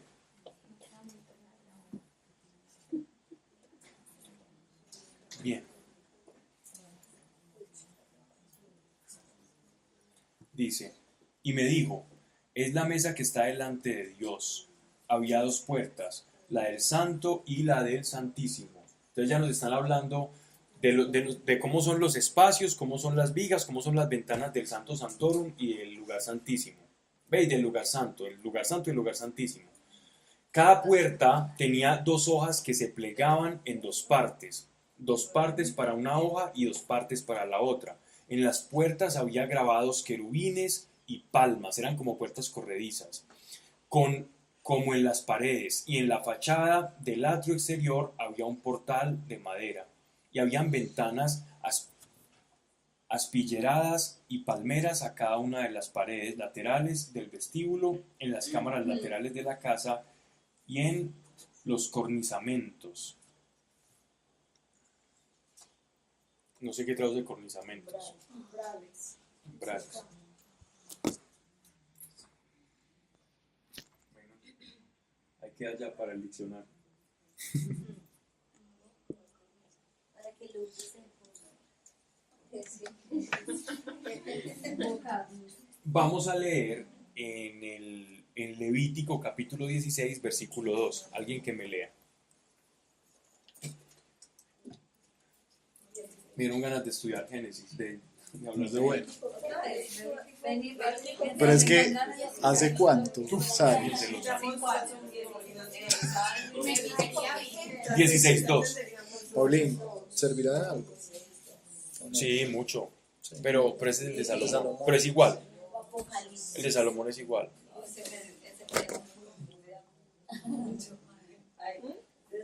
Ah, mira las que van describiendo Sí. acá. Y los 1, 2, 3, 4, 5, perfecto, ahí están. El altar, las escalinatas, Sigue Apocalipsis. el velo, Sigue Apocalipsis. perfecto. Que ya vamos a, yo precisamente voy a leer, sí, sirve mucho. Sí, sí, está muy bueno. Porque si después vas a dar Apocalipsis. ¿Quién pregunta? Tú. Sí, es muy maluco. No, es muy bueno. No, sí. Lo que pasa es que es muy denso, es muy extenso. Entonces, ¿qué pasa? Si dejamos de venir y todo eso. No, yo no sé ¿Entiende leer. También ya maduraste más. No, pero es que es demasiado. A mí me encanta, sí. Cualquier libro de la Biblia es magnífico, qué bueno, pero después de Ezequiel ver uno más corto. Sí, porque este Ezequiel es muy largo y es como un Proverbios igual. No, pero Proverbios es el como Ya lo tienen. ¿Quién lo tiene? Y dijo el Señor a Moisés, Sí. dile a tu hermano Aarón que no entre a cualquier hora en el santuario que está tras el velo, ni ante la tapa que está sobre el arca, para que no muera. Porque yo me manifestaré en una nube sobre la tapa. Tapa es propiciatorio. Tan diferente. Esta Biblia está muy... No, pero entendimos, la tapa del arca es el propiciatorio. ¿Cierto? Que es la cobertura que está con los dos ¿Cierto que querubines. ya murió? Así, ¿no? ¿Cómo? Sí, varios. USA. No, pero Uno, sí. Aarón murió así, ¿no? No. ahí es donde dicen que se muere. Sí, ¿No claro. es que Levítico? Levítico capítulo Es 16, que versículo yo le 2. estaba diciendo a Lego y me leí Génesis 13, ya iba a llegar y me encontraba donde se moría. Del Levítico 16, ya sé. Bien. Entonces miren aquí la explicación. Antes, no sé si Sebastián mostró el diagrama. No. Ahí- Tranquilo, lo fácil. Manden la chat. Más fácil para no ver. Ah, sí.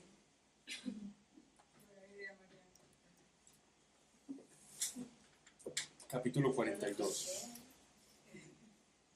Sacóme al atrio exterior al lado del septentrión y me llevó al departamento que está al frente del espacio cercado y a la construcción que mira al norte. Era de un frente de 100 codos de largo al lado norte y tenía 50 codos de ancho, dando al espacio vacío. 20 codos del atrio interior y al ensolado del atrio exterior, terraza contra terraza en 3 pisos.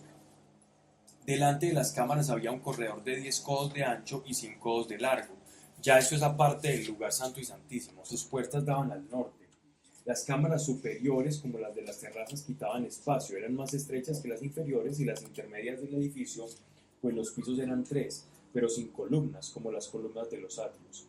Por eso las superiores eran más estrechas que las de abajo y las del medio. El muro exterior de fuera, delante de las cámaras, que daba al atrio exterior, frente a las cámaras tenía 50 codos de largo.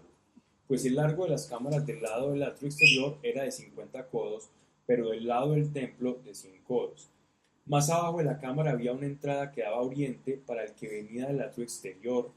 Del lado del mediodía, frente al espacio vacío y delante del edificio, había cámaras. Delante de ellas un corredor como el de las cámaras que dan al norte. Su largo y su ancho eran los mismos y también iguales las salidas y toda su disposición. Como las puertas de las primeras, eran las puertas de las cámaras que daban al mediodía y habían unas puertas al comienzo del corredor en el muro muro correspondiente para que viniera del oriente.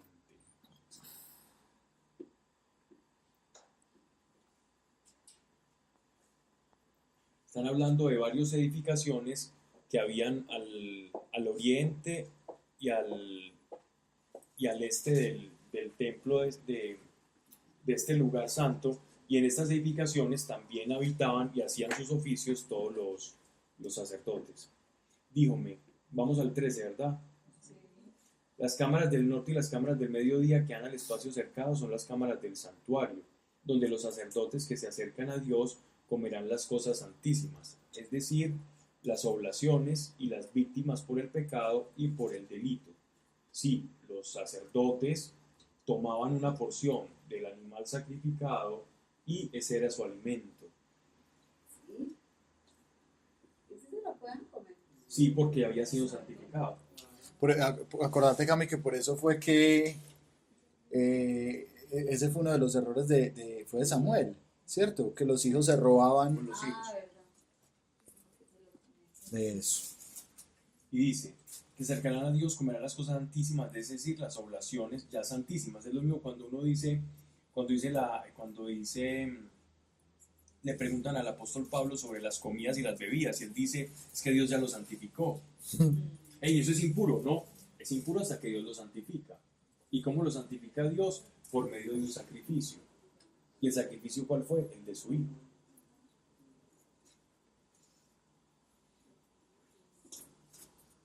Cuando los sacerdotes entraren, no saldrán del lugar santo al atrio exterior, sino que dejarán allí las vestiduras con que ministran, pues son santas. No las pueden sacar afuera donde está la gente después de ministrar, después de hacer el servicio e irse a comer el sacrificio, porque pasaban todo el día haciendo eso, se van a comer. Ellos no podían salir con esas vestiduras porque ya habían entrado al lugar santo y habían sido santificadas. Y vestidos de otras se acercarán así a lo destinado al pueblo.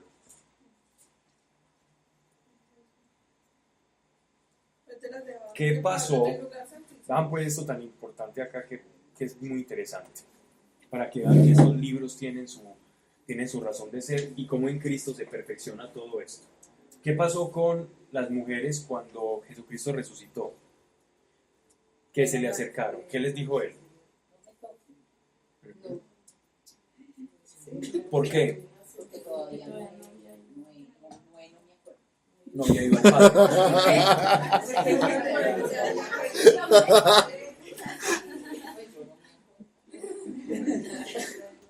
Jesús en ese estado de resurrección no podía ser contaminado. Él ya había sido purificado. Él había sido purificado, su propio cuerpo resucitado. Y tenía que ir al lugar santísimo, o sea, a estar con el Padre. ¿Cuándo? Pero si Jesús es Dios, nada puede. Sí, Jesús, Él se hizo pecado por nosotros. La crucifixión es que Él cargó los pecados sobre nosotros. Pero después de la resurrección. Pues no había subido. Pues no Porque había no ha subido al Padre, al Porque lugar ya santísimo. después él baja y le dice a Santo Tomás de Aquino. Exactamente. Al que no- Es eso precisamente lo que estamos explicando. Es que Santo Tomás, vea que no. Camila lo explica de una manera muy poco ortodoxa, pero muy bien.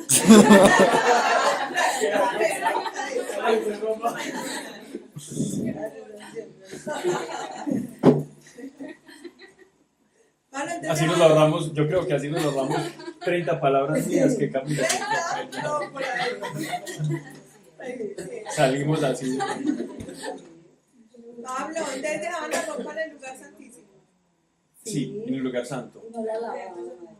Porque no se ensuciaba. No, se ensuciaban con el pueblo. Ya después, cuando ya terminaban las obras, los oficios del templo, ya sí. Ya podían hacer la santificación y todo. Cuando hubo acabado de medir la fábrica interior, sacóme fuera por la puerta que da al oriente y midió el perímetro. Midió el lado de oriente con la caña de medir, 500 codos de la caña de medir. Se volvió y midió el lado del norte, 500 codos de la caña de medir. Todo era completamente simétrico. Midió el lado del mediodía, 500 codos de la caña de medir, se volvió al lado de occidente, midió 500 codos de la caña de medir. Midió el muro de cintura a los 4 vientos, tenía 500 codos de largo y 500 codos de ancho, y separaban lo santo de lo profano.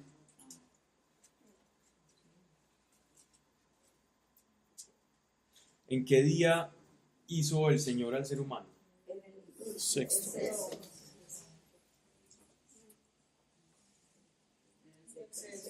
Y el séptimo descansó. Miren esto. Y midió el lado del norte 500 codos de la caña de medir. Midió el lado del mediodía 500 codos de la caña de medir. Se volvió al lado de occidente y midió 500 codos de la caña de medir. Midió el muro de cintura a los 4 vientos. Tenía 500 codos de largo y 500 codos de ancho. Y separaban lo santo de lo profano. El 7 es Dios. Es el número de Dios. El 6 es el número del hombre. El 5 es lo que separa a Dios de los hombres, lo santo de lo profano. Y en el 5. El 6, ¿recuerdan en Apocalipsis el famoso 666? Sí, es un sobre. Y dice ahí, y el 666 que es número de hombre, porque en el sexto día Dios creó al hombre. Entonces, si el 6 es el hombre, ¿qué es un 666? Sobre hombre.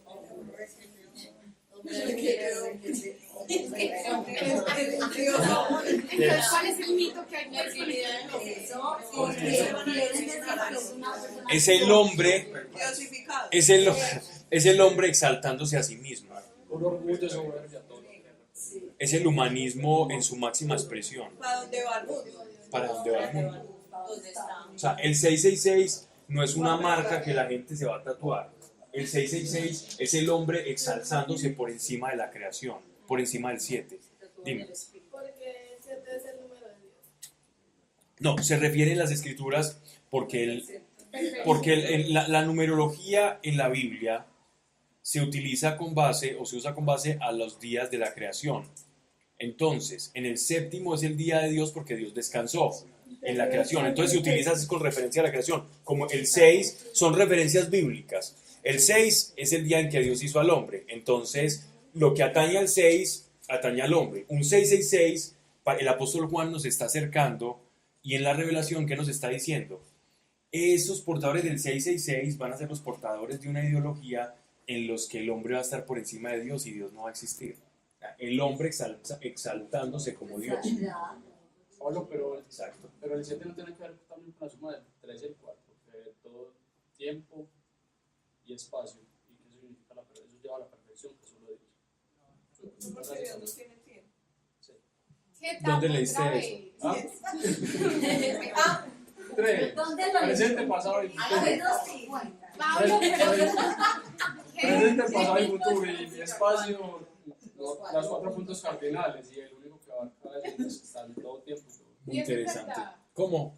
Sí. No, pues muy interesante. Por lo menos solo muy interesante. Yo lo escuché. Sí, muy en una interesante. prédica. Sí, muy interesante. Pues llegar hasta allá por los números, sí. Incluso si vas a leer los judíos en el Talmud.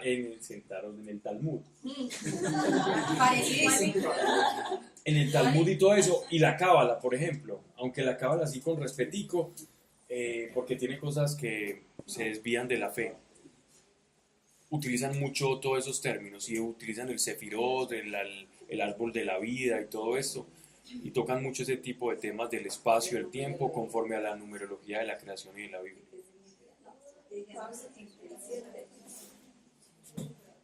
Son las 9:40. Sí. Perdón.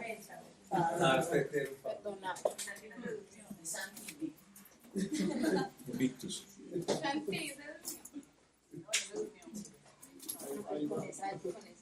Padre, gracias por tu amor. Gracias por la revelación, Señor, y porque sabemos, Padre, que tú has mostrado, Señor, en visión que hay un templo físico, pero también somos templos espirituales.